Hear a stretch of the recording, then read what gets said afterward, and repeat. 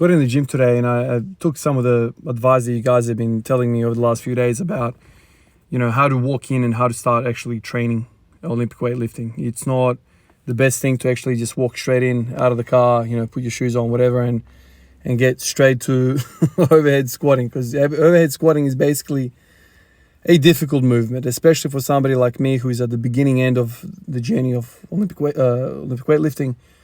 So there's a lot for me to learn, and to jump straight to a very difficult, mobility dependent movement, it's kind of hard, right? And it's hard for everything from the shoulders all the way down to the hips, ankles even. So a lot of you guys have said, why don't you do those, PVC pipe or broomstick, shoulder dislocations, whatever they're called, just kind of loosen up the lats, loosen up, these structures around the shoulder girdle, just to kind of free up and, have an easier time to get into overhead position. So that was a really good idea. Today, basically, there's nothing in this gym that I can use as a PVC pipe or a broomstick. There's no wooden dowel, or there's nothing. I should have brought in some sort of like belt from home or something. I can use that. But then a lot of you guys have also said, why don't you do some overhead pressing, like Klokov presses or behind the head press or something like that. And so today I was like, yeah, let's do that. Let's do Klokov presses, warm up the shoulders and whatever. And I remember doing Klokov presses like way back in the day. Once again, when I saw Klokov do them, I was like, wow, that's impressive. So I don't even know what weight. It wasn't a lot of weight. I can tell you that. It was not a lot of weight. It's a very awkward position. I'm probably grabbing the bar way too wide for my size and whatever. But I was using this just to warm up the shoulders, and so I have an easier time sticking my hands overhead. So my shoulders felt all right, and I had kind of like not a pump, but I felt warm in the traps and the shoulders and whatnot. But then when I went to the overhead press, I didn't feel like it was almost like I didn't do the Klokov press. Like I still felt the restrictions were there, the mobility troubles were there, whatever. Like it didn't really help me that much. That kind of told me that I think the majority of my problems is not so much what the shoulders are doing, and the shoulders are not optimal, but it's more so that the angle of my feet or the torso, right? I'm leaning over too far. So for every degree that I lean over, I have to shove the bar back for that same degree. So it's like a seesaw battle between the body angle, the torso angle, and the angle of the arms that are kind of coming from it. So something like, I don't know, like bodyweight squats, or something like Hindu squats, something like lunges, something like horse stance, something lower body. I think it's better for me to warm up for a snatch or overhead squat than the shoulder thing. Obviously, PVC, this shoulder dislocation would be great, because that kind of warms that up. But I think the majority of the problem with overhead squatting or even front squatting is actually the lower body. How loose are your hips, how loose are your posterior part of the leg, ankles, all that sort of stuff. How loose is that, all of that stuff. And that dictates what the shoulders do. Even though the way I'm kind of going about, learning how to Olympic weightlift is from top down, I still think the majority of the troubles are hips, knees, ankles. That's kind of where the trouble is. Obviously, shoulder mobility is a problem. Shoulder strength is a problem. But I've just kind of noticed that it's, I warmed up my shoulders with these Klokov presses, and I went over to the thing and I was like, well, now I've kind of pre-exhausted these muscles which were fighting the torso angle. And I think that's kind of what was making it even kind of harder for me today. Because even though I used an empty bar for Klokov presses, or whatever I did, 5 sets of 10 with it, it was lightweight, I didn't really get smashed. But I put a bit of kind of maybe pre-exhaustion to them, and when I started going into overhead squat, I kind of had a harder time than I had yesterday at 5 a.m., which is interesting observation. And I think moving forward, what I will do is come in and do something along the lines of lower body. So whether it's walking lunges, whether it's split squats, whether it's bodyweight squats, wide, narrow stance, something along those lines. Because I feel like if you get blood into those hip flexors, into those glutes, into those quads, hamstrings, all that kind of stuff, it's going to allow you to be more upright the first time you grab that bar. And ultimately, Olympic weightlifting, the way I see it, is a sport of how upright can you get. That's what this is. You need to be an elevator straight up and down. This sport isn't, catered well to people that like to lean over a lot. So if you are a posteriorly dominant athlete, you're probably not going to do as well as somebody that has an anterior or quad dominance in their squats and deadlifts, because that's what the whole sport is. Because when you're receiving that bar overhead or in the front rack, you need to be upright, man. You need to be upright. And so whatever gets you that, that's fantastic. And I think when we see my bar drifting overhead in an overhead squat, that's just a symptom. That's not the cause. It could be also the cause. My shoulders are not internally rotated and, you know, all the way back. I get that. But their job is made 100 times worse if my hips and my hip internal rotation and, you know, my passive hip flexion, if all of that is tied up and bound up, then I'm going to have a freaking hard trouble, you know, fighting the bar at the top. Because let's think about it. What's a stronger joint? Hips, you know, a hip or the shoulder? You know, so, you know, for us to kind of reverse the insufficiencies of you know, or deficiencies of, you know, the hips, if we're asking the shoulders to make up for that, it's not going to go well for us. So I think that's what I need to approach. You know, I need to come in from that angle. You know, so tomorrow when I come in, I've got another 5 a.m. I'm just going to probably, I don't know, like walk outside and go for a lunch down the street or something if it's not raining. You know, come back up and then, you know, get the hips moving. Because if I can get the hips loosened up a little bit, all of a sudden there's less demand on the shoulder. You know, I mean, I hate to say this, but when I see the world's greatest Olympic weightlifters, like what they do really well is stay upright. So whatever the hell is going on there, they stay upright. So their shoulders are not, you know, you're not bench pressing backwards. You know what I mean? Like you're not sticking your hands out 45 degrees behind your head. Like if you have to do that, man, like you're just mechanically not stacking your joints correctly. You're not aligning yourself to be good at the sport. It's kind of like if you want to play basketball, you're not 5'5". I'm sure you can be really good, man, but you know, I'd rather you be 6'6". You know, I reckon you'll have an easier time to defend the guy, you know, whatever. So I think that's what I'm going to do from tomorrow. I mean, the Klokov stuff, the Klokov press felt good. You know, I felt my shoulders and whatever. But I did 5 of them. And the first thought was, maybe I should have my hands even like closer together.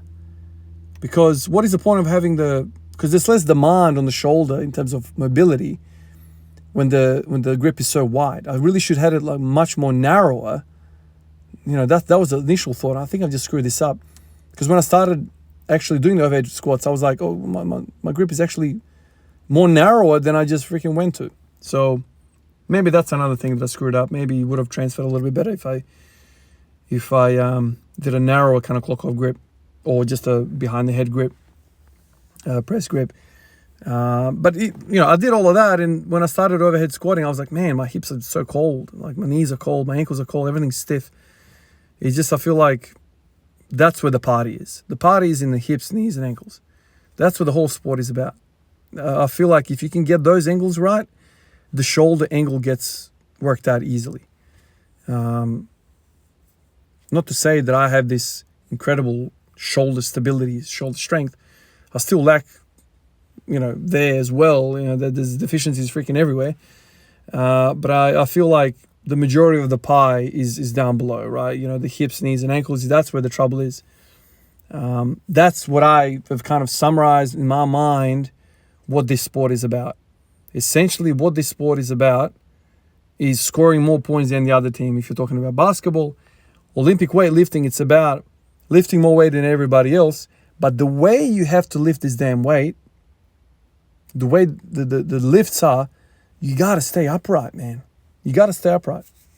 It's not like powerlifting where your squat and your deadlift can have the same damn back angle. You can just freaking bend the hell over to freaking 90 degrees and just deadlift that bar up. You can do that. You know, I don't think there's any rules how low you can have the bar on your back. You can, you know, put that thing freaking onto your lumbar spine and do some weird shit like that if you really want to do that. You know, you can do that if you want. That's kind of powerlifting. And I feel like, you know, when I think about powerlifting, I think about, for the most part, posterior chain. Think about Louis Simmons, hamstrings, glutes, hamstring, glutes. That's where it is. Bend over, bend over. That's where the power is. But Olympic weightlifting, it's like reverse. Upright, upright, upright, quads, quads, quads, quads, quads. That's what it kind of seems like to me. Now, I could be completely off everything here. But Klokov, Lou, everything that I get attracted to in terms of barbell movements, it's when guys are upright and deep and upright. That's what I get excited about, which is interesting because what I'm doing right now for the last few weeks, probably over the month, I've kind of lost track, but I've been doing a lot of kind of anterior chain stuff or uprightedness, with the Hindu squats and our overhead squats.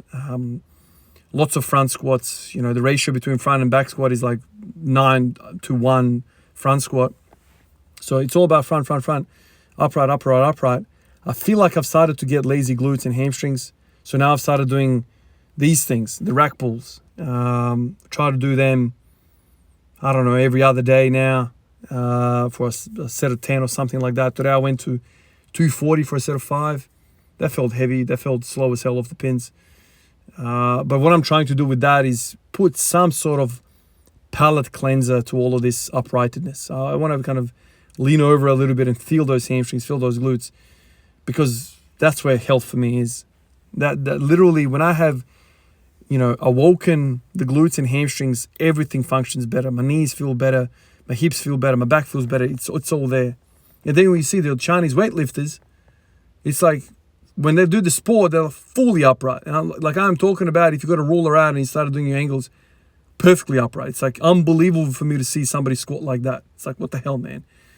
But then a lot of their accessories, they're doing like, back raises off the GHDs. They're doing all these weird freaking exercises for glutes and hamstrings. It's a lot of accessories, a lot of volume being pumped into the back, hamstrings, glutes, all that stuff. Yet the sport is about staying vertical. That's interesting, isn't it? Yeah, it's weird. It always gets me thinking about, how to go about this stuff. Because I was doing all those Hindu squats and those bodyweight squats, and like I was going great for a little bit. I set all these records in the same week, but I started feeling crap. Like my joints started feeling a little bit unbalanced. So there needs to be a palate cleanser to that. And that makes me kind of think tomorrow if I wake up. This is the thing about morning sessions. I don't have a lot of time, man. Like I have to basically get in and get out in an hour, and a good 15 minutes of that hour, 20 minutes of that hour, I'm just there like, I'm cold. I'm trying to warm up. So there's not a lot of time to kind of get going. But what I'm thinking tomorrow, I don't know if I could set it up before I go to bed tonight, but set up pins for an RDL. Maybe I could do, not for RDL, but rack pulls. Maybe I should do some sort of posterior stuff, like really wake up the hips that way and then try get into an overhead squat. Maybe that's a good way. Because once again, when my glutes are warm and ready and on the map and not sleepy, I feel like I can get into hip flexion. And if you think about it, like what is hip flexion? That's what a deep ATG squat is. Hip flexion is essentially glutes completely going into extension. Glutes completely letting go and being elongated, right? So when your femur hits your chest, what's happening to the glutes? They're completely being stretched. When you are standing upright, your glutes are short. They're in a shorter position. You're standing. You're hip extending. So in order for you to get into a deep hip position, those suckers at the back of you, the powerhouses of our body, the glutes, they got to chill. Once again, I've said this before. You need to have long and strong muscles to be able to do these impressive feats of strength that we call Olympic weightlifting, ATG squats, all that kind of stuff. It's just enough to have a strong muscle. It's got to be strong and long, right? Because we got to get that range of motion. Anyway, I'm going to think about tonight what the best approach is to get mobile, what the best kind of cascade of events is to lead up to an overhead squat. Because I feel like today, my shoulders felt great, but I feel like, I missed the party. The party was in the hips. And today I might as well have not done anything and just gone straight into overhead squats because that's how I felt under the bar. Anyway, I've got a couple of names to mention in this video.